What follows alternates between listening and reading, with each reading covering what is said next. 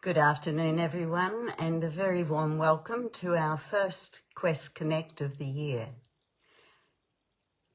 I'm Petrea, for those who may not know me, and welcome to this session where we're going to talk a little bit about this year and what we might do in the coming year to navigate this year in the best way possible.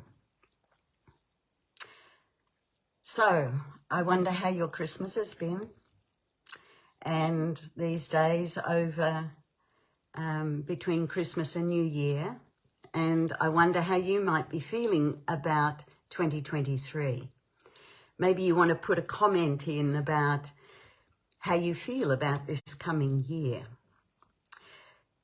I'd like to pay my respects to the elders, the emerging leaders of Gundungurra country from where I'm coming today, and to acknowledge the land on which we all might be living in any part of Australia, and acknowledge Mother Earth beneath us, or in any country indeed around the world. A very warm welcome to everyone.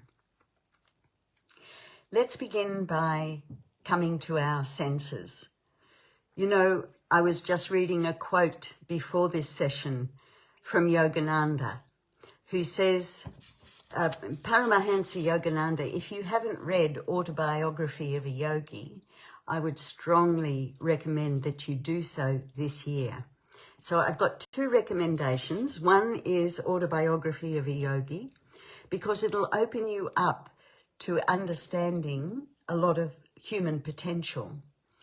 And the other is A Course in Miracles, which gives you a lesson a day for a full year. So you could start today and make this a commitment that you'll do a lesson a day for this whole year from A Course in Miracles.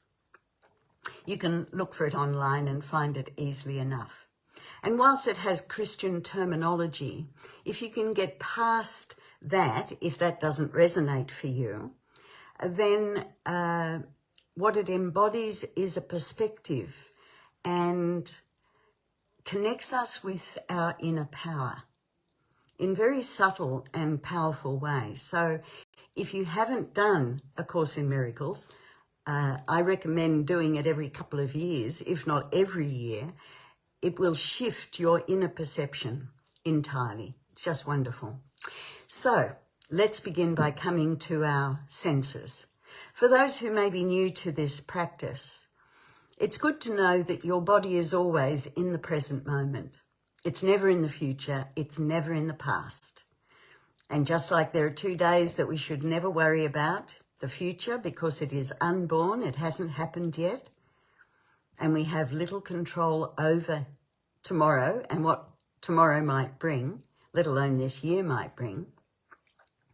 And the other day we shouldn't focus on is the past, that we can reflect on the past, we can learn from the past, but we certainly cannot change the past.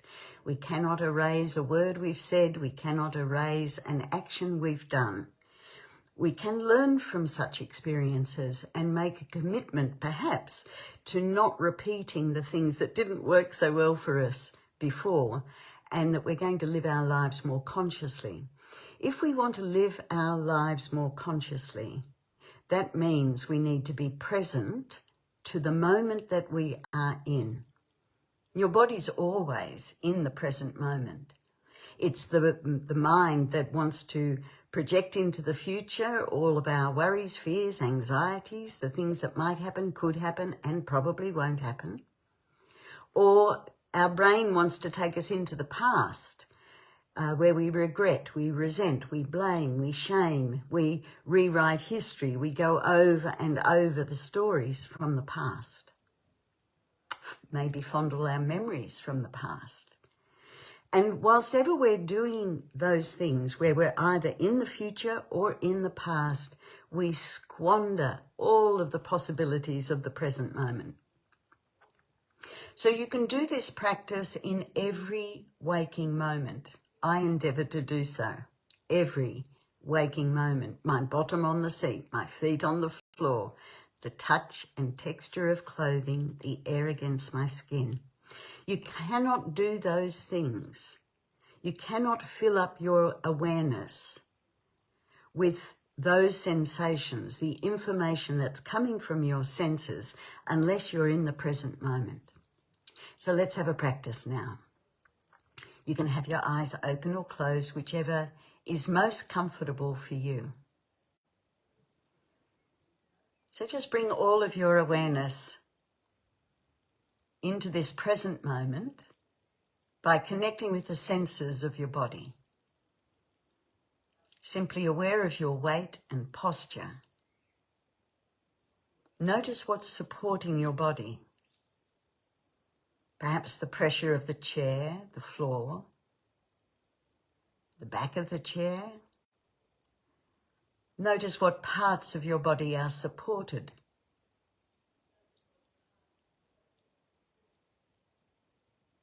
Feel the touch and texture of your clothing against your skin. Notice its texture, the temperature that your clothing helps create, where it moves against your skin as you breathe, where it's firmer, where it's looser, the quality of the touch of air against your hands, your arms, your legs, your cheeks.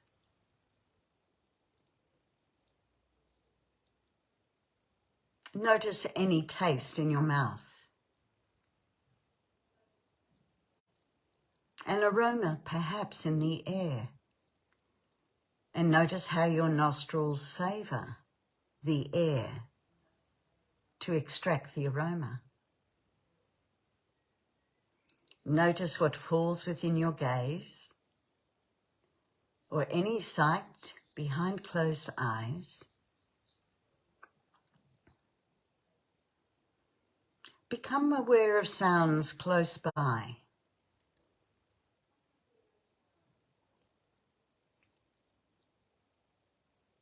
Then let your listening run right out till you hear the clouds passing.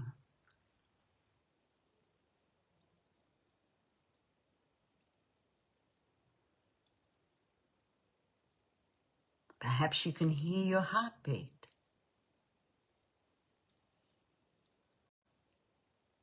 Perhaps you're breathing in more through one nostril than the other.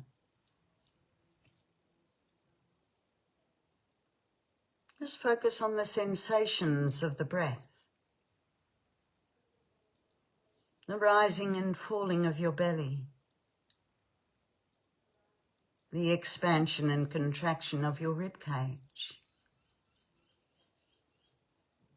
the sensation of the air flowing in and out of your nostrils.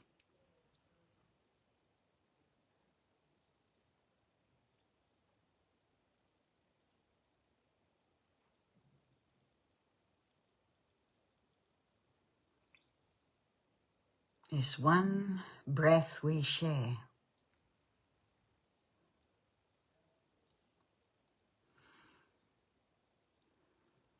As we quieten down the brain by bringing it into our focus and awareness, the body settles, the mind quietens.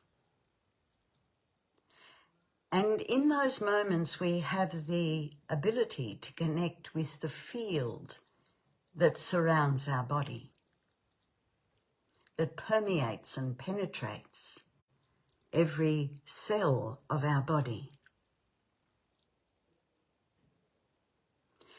These words from Paramahansa Yogananda are a reminder that when we connect with the field, we open ourselves up to information that we can receive from within and around us. He says, the infinite source of all knowledge lies within.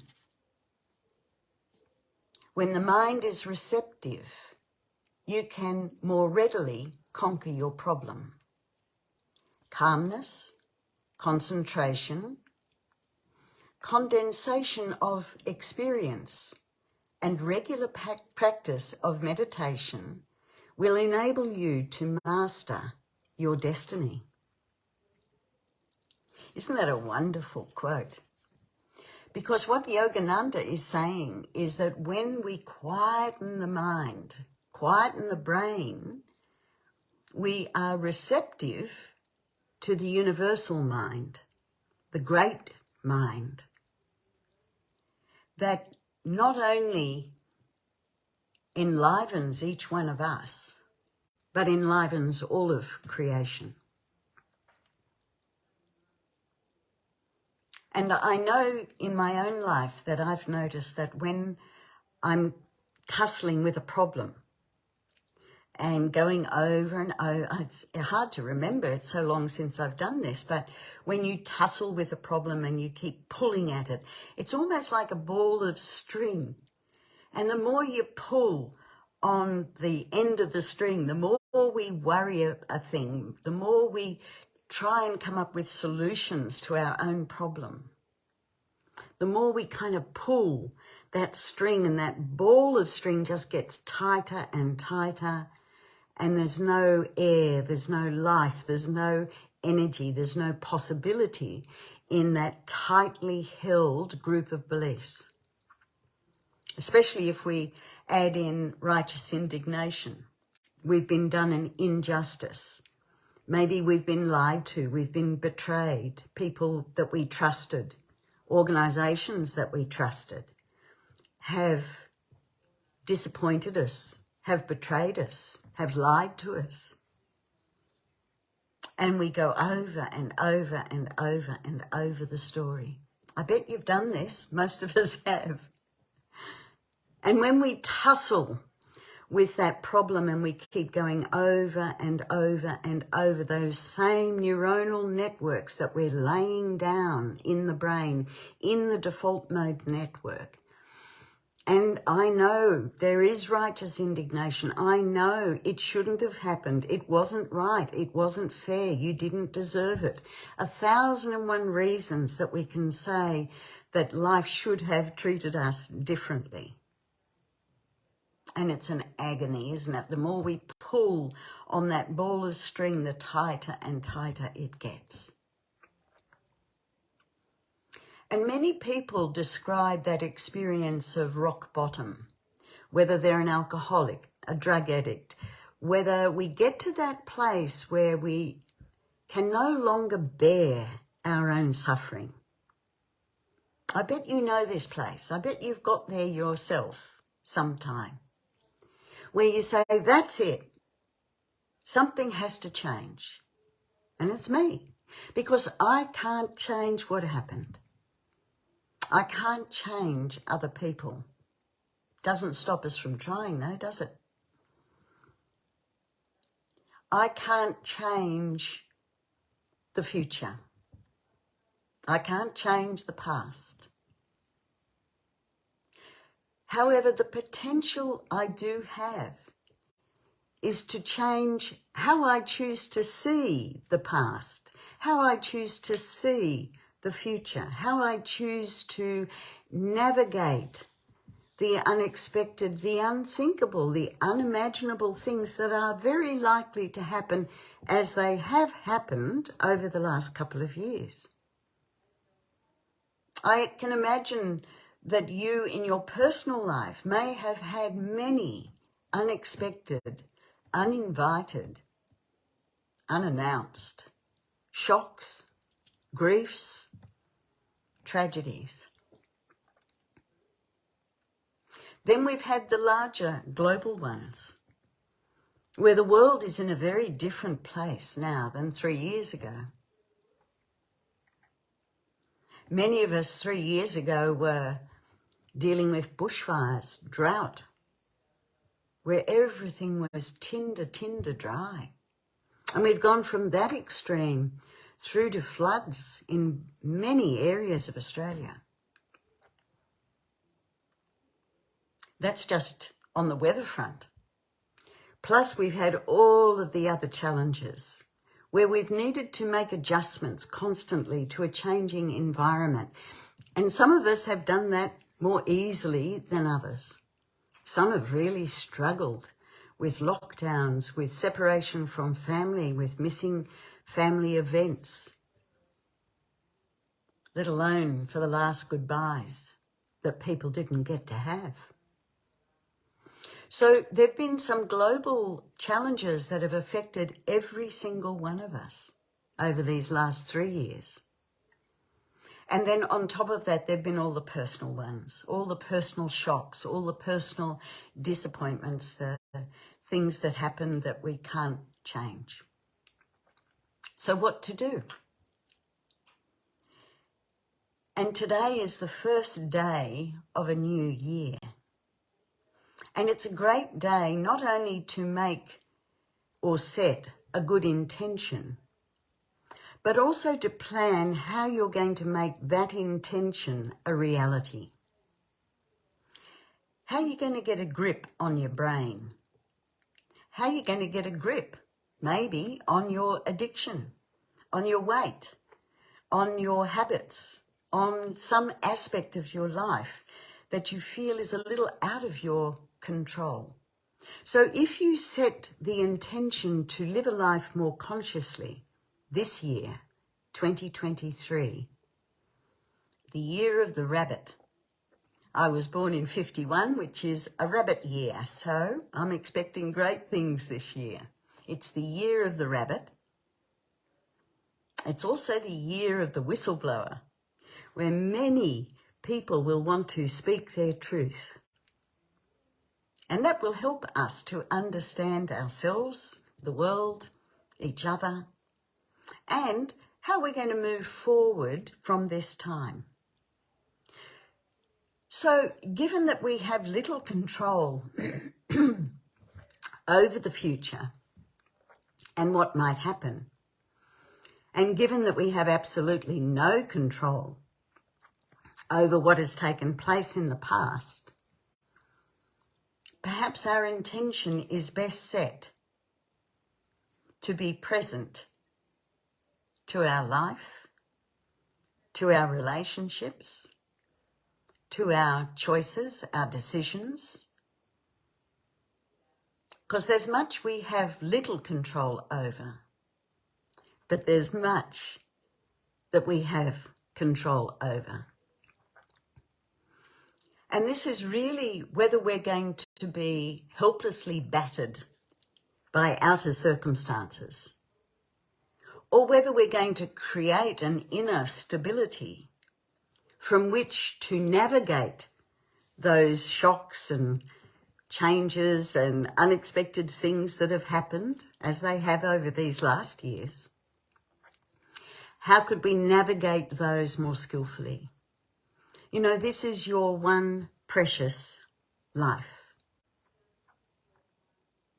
I suspect that we have one life, but many, many bodies, many, many opportunities to have the experience of being human, to wake up to the inner power that we have, which is the power to choose our inner state. The future we have little control over. The past is gone.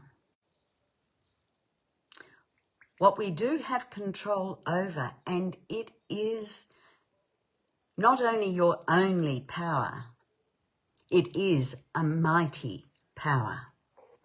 And that's the power to choose your response. Are you going to let yourself be buffeted by the world, by the events, by the announcements, by the information? Are you just going to be buffeted and be like a little ship tossed on the sea? There's that lovely expression, ships weren't built for safe harbours. They were built for wild seas. And each one of us is built for wild seas. But we do need to take care of the boat, the body. This is your spaceship for planet Earth, your vessel for planet Earth. You get to inhabit this while you're here with all of its idiosyncrasies, with all of its pains, its struggles, its challenges, its issues. So given that we are embodied, then it is our job to take good care of the vessel, this instrument that we are enmeshed in, to have an experience of being human. So really the consciousness that enlivens me, the divine consciousness that enlivens me, is the same divine consciousness that enlivens you. We are all born of this divine consciousness, and we can experience that in every moment. Indeed, we can be an expression of that in every moment. How do we align our body, our brain, our being, so that we can be, as Yogananda said, receptive? What was that line he said? When the mind is receptive, you can more easily figure out your problems. Because when the mind is receptive, it means it's quiet and it is open to receive the information from the collective consciousness, not just my individuated consciousness that can get totally lost in the default mode network. You know, the past, the future, all of my desires, all of the projections into the future, into the past, the default mode network that was programmed very early on in life, and that every day when you secrete those 700-800 brand new little neurons, they gravitate to the part of the brain that you're using. So if you're using the default mode network and just building on all of your regrets, resentments, your blames, your shames, your projections into the future, your worries, your fears, your distractions, your irritations, all of your resistance to life as it is, then your 700-800 little neurons go to strengthen those networks. That's not what we want to do. We want to liberate ourselves from the stories that we tell ourselves so that we can be engaged in the higher functioning, executive functioning brain, which is the bridge to your consciousness. So when you engage your executive functioning brain, your logic, reason, wisdom, humour, sensibilities, your perspective, your history, your ability to synthesize information and come up with insight, the ability to draw on information that's both within and around you in the field is your intuition. So when we engage our executive functioning brain and we're no longer bouncing around in our default mode network, we become a greater expression of the life, the consciousness that flows through us. And then it's not so much my way, which is the default mode network, but thy way, which is being open to the field, the divine consciousness that enlivens all of us. And having that awareness to bring to our challenges, our issues, our problems, whatever they might be. Is there anything more important in life than to find that peace within yourself? I've had the great privilege of being with many people when they pass. I remember one in particular. He had quite a high-profile position, and he had AIDS in 1985 when there was a lot of public shame and judgment. Remember the Grim Reaper, for those of us who were alive at that time. The Grim Reaper scared everybody unnecessarily. And it put people into this state of anxiety and fear. And I remember this man, who was a very tall man, came into my office, and before we'd even sat down, he almost shouted at me, "I've arranged my public schedule to kill myself in November, but be damned if I'll die before I've learned how to love." Wow. What an extraordinary statement. I've arranged my public schedule to kill myself in November, but be damned if I'll die before I've learned how to love. Isn't that a beautiful thing to say? And he did. He did. It was a tumultuous journey of healing, a tumultuous journey of vulnerability, which was not something that that particular man was used to experiencing. And when I went to visit him 4 years later, just hours before he died, whilst his body looked very unwell, he was very close to dying. He had tears rolling down his cheeks, and he said, "So much peace, so much love. There is only love."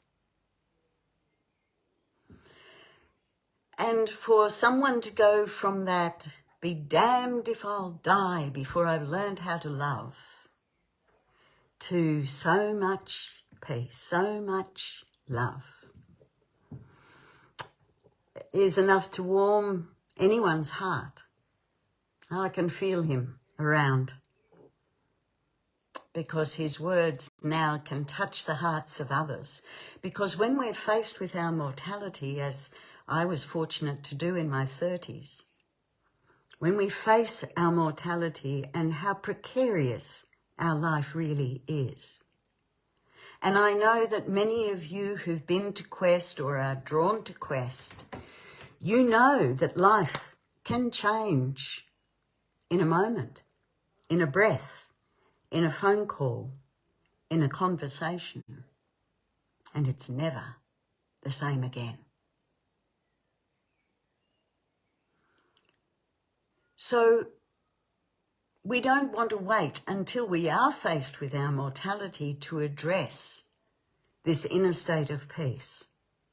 And I know there are many other things in life, challenges, tragedies, issues that can happen in life that can turn us towards the direction of home, because peace is always found within ourselves, never in the events of outside of ourselves.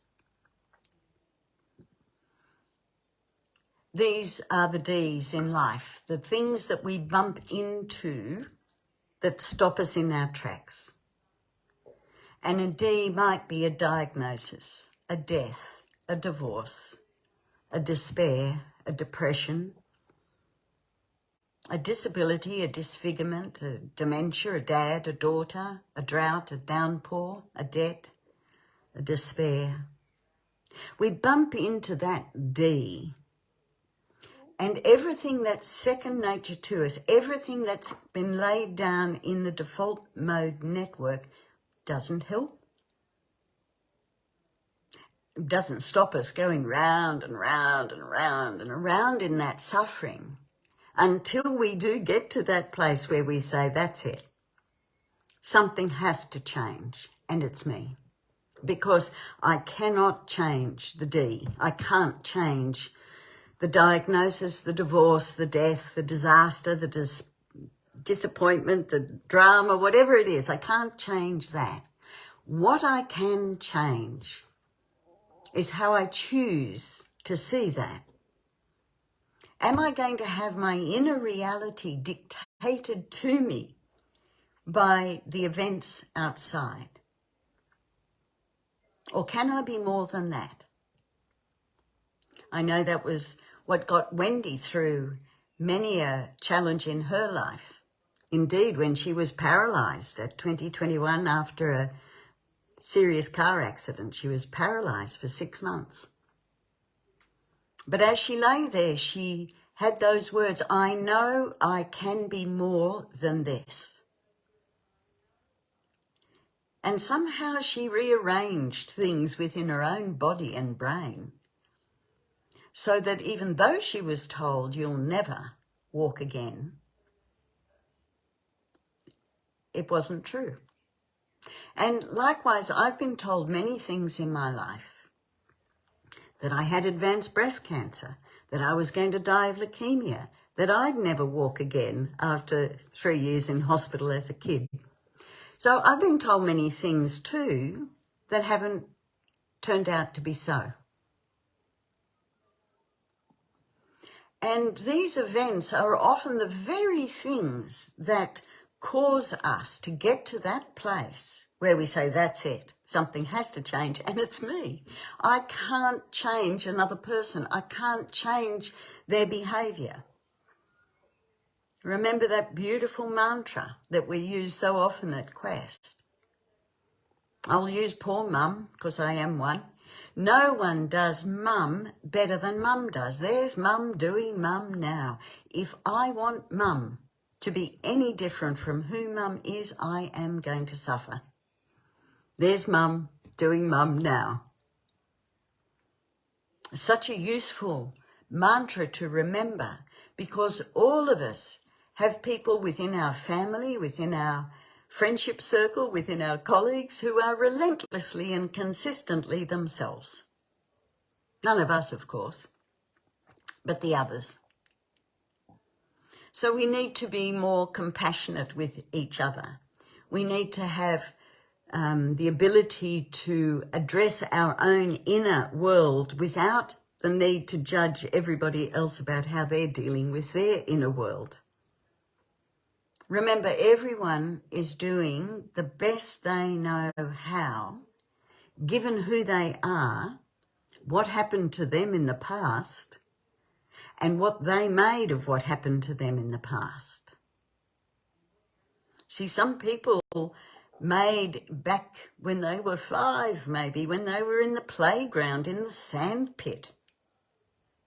They made up a belief, perhaps, that said, I have to be on top. I have to be the boss. I have to be in control. That's the way I get my needs met.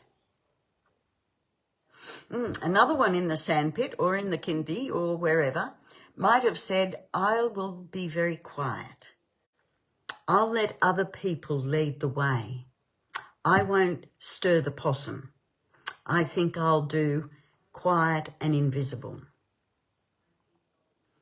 2 little people who built a belief around their experiences for whatever reason that could be quite different, but become a way that we live our lives. And that's what gets laid down in the default mode network.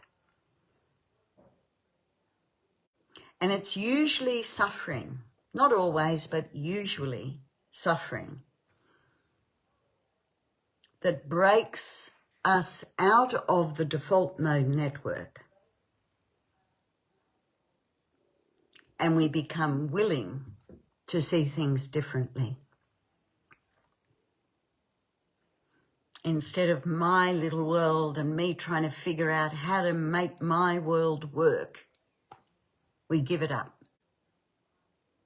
We surrender our default mode network with a willingness to receive from the field, from the consciousness that surrounds and enlivens us, rather than just that little network that we've laid down in the brain, such a limited perspective. And bear in mind, a lot of it was laid down when you were immature, when you were a little kid, when you were a baby. That's where it got started, to lay down the way that you see the world. I've just had a beautiful visit with my grandson, who's 5.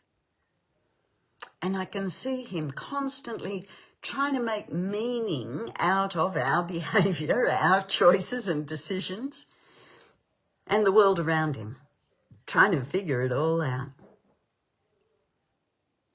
So we can lay down some faulty ideas about ourselves, about life, about people from those early experiences. But they become second nature to us. And it's quite common to hear people say, oh, it's second nature for me to feel like this, react like this, behave this way, to think like this. It's interesting we call it second nature, because we know from sport that things become second nature to us. That means automatic to us when we've practiced the stroke, the swing, whatever it might be, 10,000 times. So they've measured it. It's about 10,000 times of doing a repetitive action that we've laid down a neuronal pathway system in the brain to make that action automatic. So you remember when you first sat behind the wheel of a car, and how every little movement was so consequential. And now you don't even think about it. It's second nature to you to know how to drive, perhaps, or to know how to surf, perhaps, or to knit or to crochet, so that you can be doing it and looking around and having a conversation. It's second nature. It becomes second nature maybe to touch, type. But there was a learning in that, wasn't it? We went over and over and over and over it until it became second nature. That's what we did as children when we were trying to make sense of the environment that we were immersed in. And our parents, of course, were a product of their upbringing and what they had made of it. And their parents, all the way back. And sometimes in some families, these beliefs that we built early in life are very strong. But these can also be the sins of the father that have visited generation unto generation, the beliefs that we pass on to our children. And they become second nature to them. They don't question those beliefs. And they may be prejudices. They may be judgmental thoughts about other people, about how we think they should live their life, how we think we should live our life, how other family members should live their lives. So what to do? Because we absorbed all of this very capably as young people. I see it, as I said, in Cleaver, my grandson, who's constantly trying to read the world and figure out how to be in this world. And it became second nature to us. And as we secreted those 700-800 little brand new neurons every day, they gravitated to the part of the brain that we were using. But now here it is, the first day of a new year.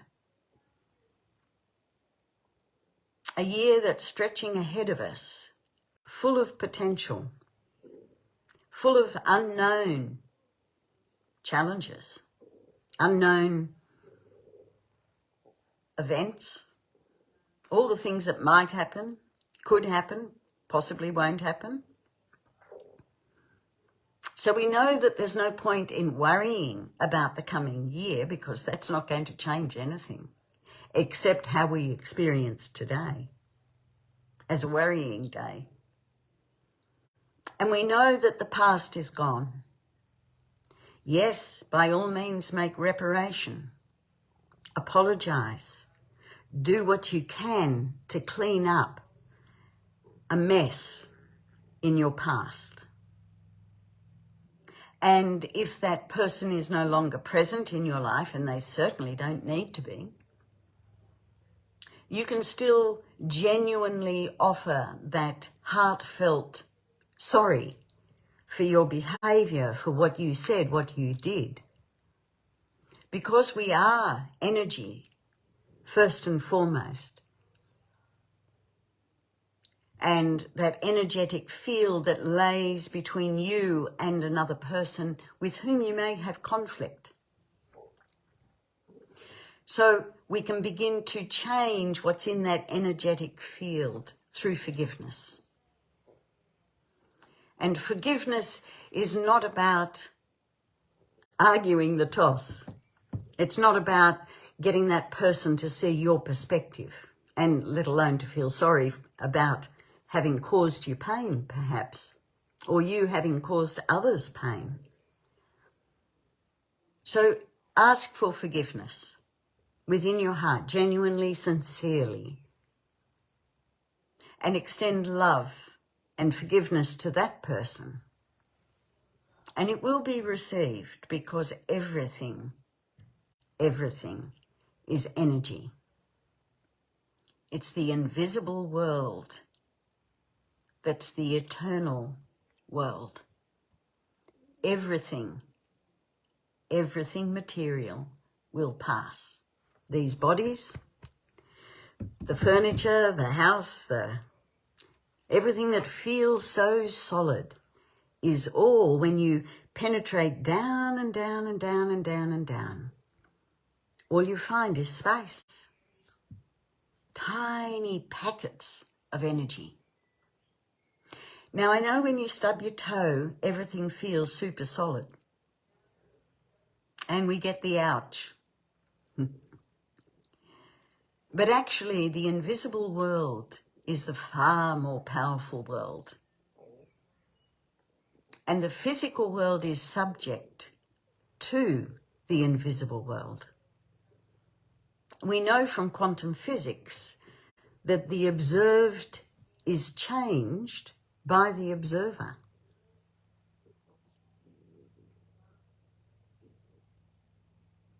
Everything is energy, frequency, and vibration. And the frequency of love, the frequency of joy, the frequency of peace is very different, and you can feel it in yourself, than the frequency of fear, the frequency of lack, of abandonment. So this is the choice that you have on this first day of a new year. Are you going to continue to be buffeted by the world, buffeted by other people's words and actions? Or is this the year that you dedicate to inner stability, the ability to be calm in the midst of chaos, of crisis, of disaster, and the unexpected events that may continue to unfold around us? Now, of course, that's why many people come to a program at Quest. You know, in a talk like this, we can give a perspective on life that for most of us, the human condition is similar. We all have whatever the childhood we have. We all have the tragedies, the unexpected events, the challenges that happen in a lifetime that can either embitter us. And, you know, having heard so many tens of thousands of stories from people, I would say to everyone, you stay feeling as grumpy and as miserable and as sooky and as depressed and as grief-stricken and as vengeful as you need to, for as long as you need to, because what happened to you is terrible. But I know, like you know, that won't change anything. And sometimes we can catch a glimpse of the slippery slope that we've got into by letting our default mode network run the show. Our worries, our fears, our concerns, all of the things that might happen, could happen, and probably won't happen.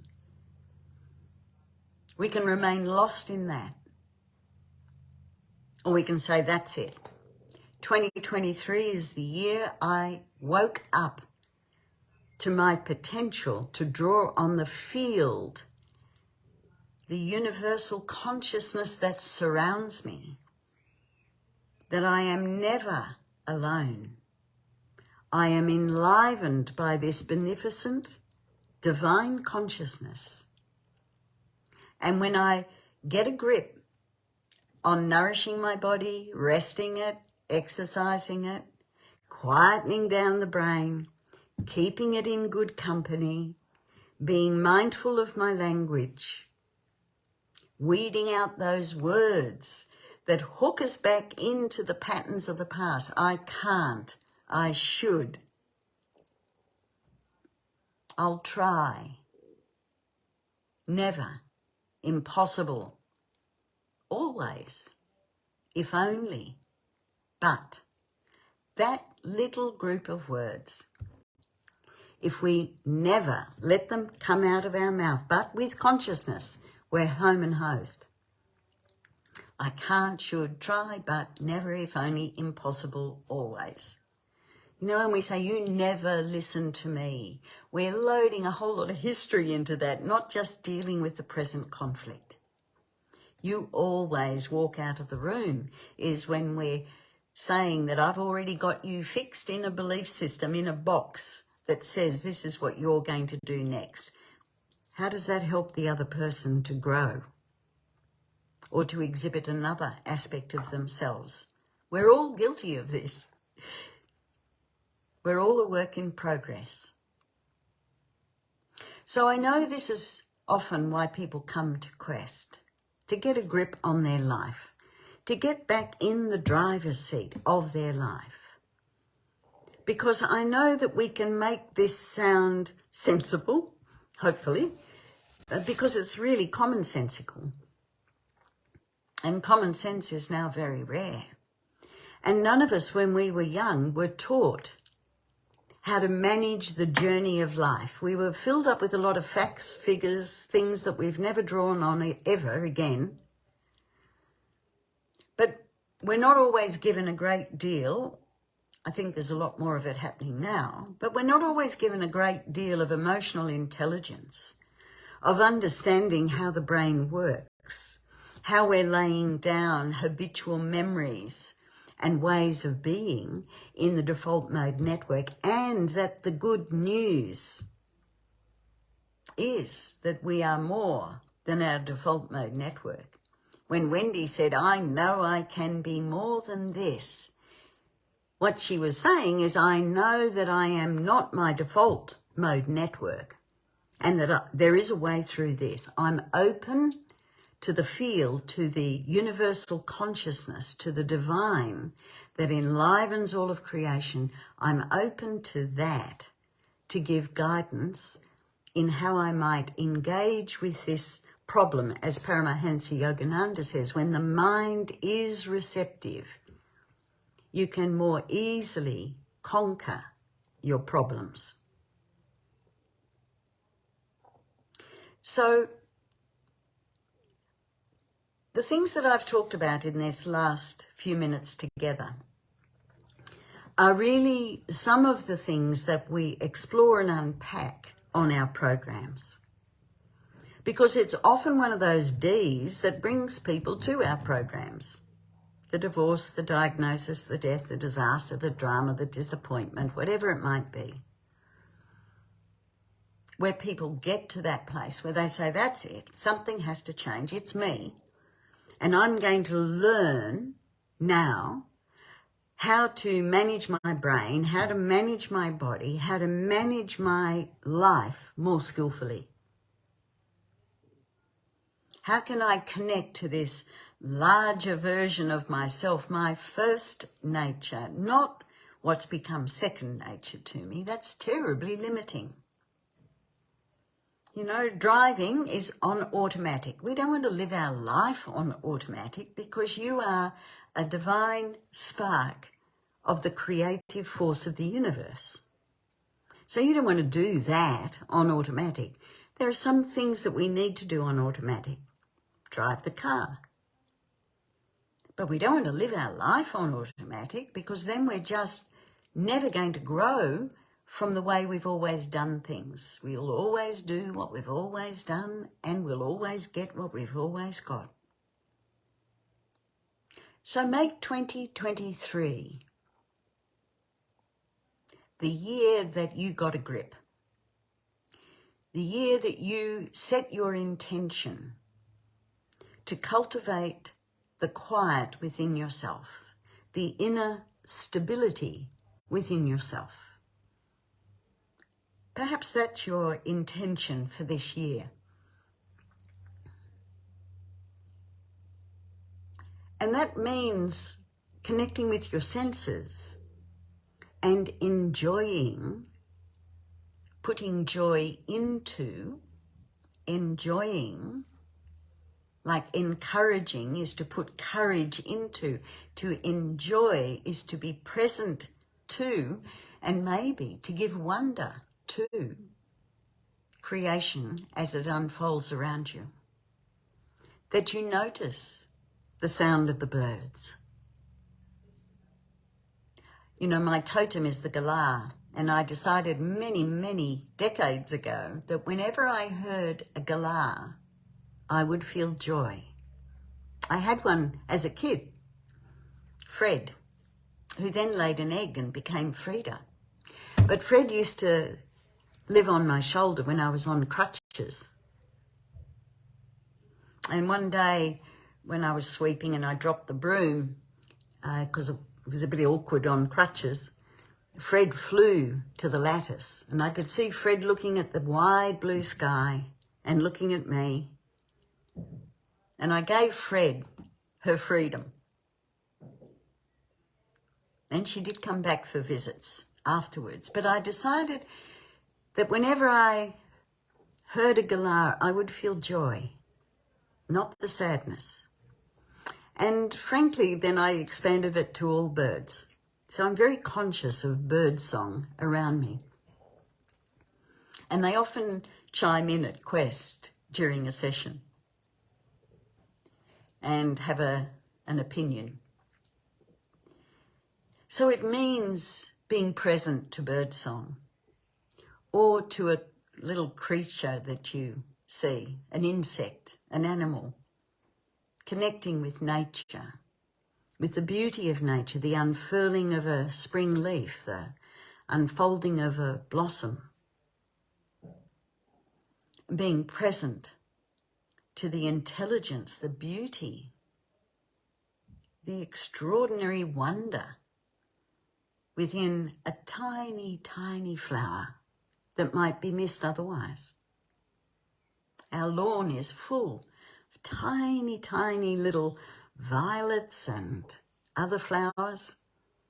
Be present to the wonder of nature around you. Harness the senses so that they're in your service all of the time. Bottom on the seat, feet on the floor, touch of clothing, air against your skin, taste, aroma, sound.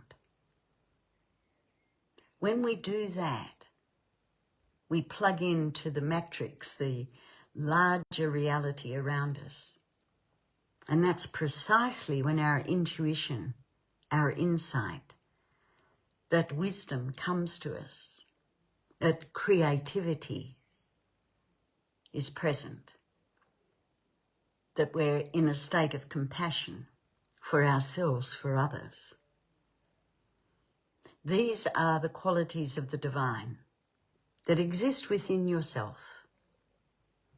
So we don't want to practice what we've always done, because we'll always get what we've always got. I wish you a 2023 of awakening to how wonder-filled our lives are. Just to be here in a body, able to experience life as it unfolds around us. I wish you peace this year, knowing that you are the creator of your own peace. You are the creator of your own destiny. And I hope our paths will cross again at Quest, maybe for a top-up, maybe to immerse yourself in that feeling that you had when you attended a program before. Well, I know a man who lives in South Australia, and every now and again, when he's feeling a little down, he drives from Adelaide and sits in our garden to recapture the feel of when he attended a program with us. Then he gets in the car and he drives home again. Doesn't even come inside the building. So maybe this is the year for you to have a top-up. And I really wish you peace. And if we can be of any service to you or those you love, please reach out. We'd love to hear from you. And we're very happy to answer any of the questions that you have and to assist you in whatever way we can so that you can attend a program with us. So let's close by coming to our senses once more. This little practice that can become a constant in our daily life, because that's the way to remain connected to the consciousness, to the field of which we are an individuated expression. The Creator in Petrea form, in the form that it takes with you. So, let's come to our senses.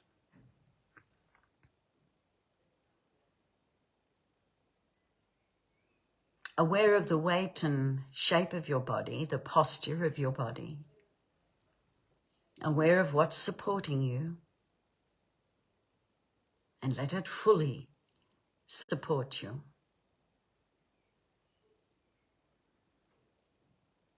Aware of the touch of your clothing against your skin.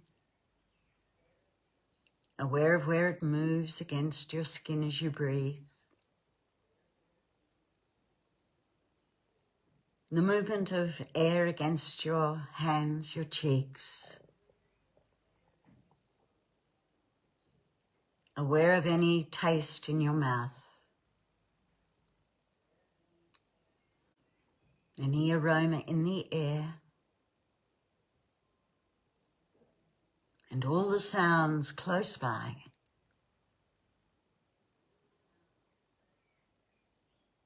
And let your listening run right out to the four corners of the earth.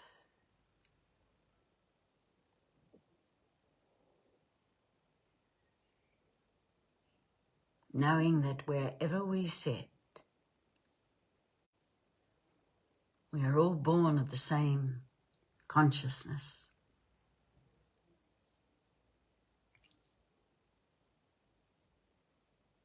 Feel that sense of aliveness within yourself. Savor every breath.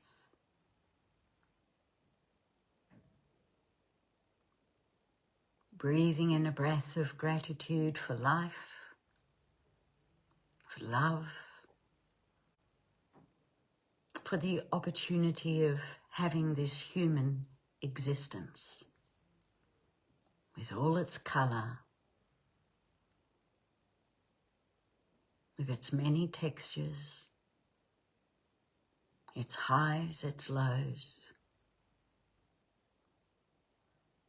a breath of gratitude for the company in which we sit,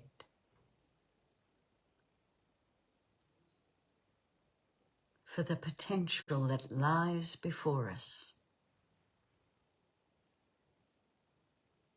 and within us.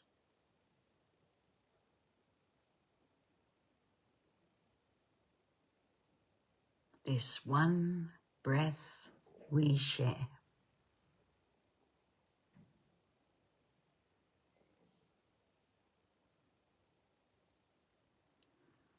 Thank you, everyone. Thank you for your company. And for anyone who wants to join me tomorrow evening in the meditation group, feel free. 7:30, most Mondays. I look forward to your company, and I wish you a most wonder-filled year. Bye for now.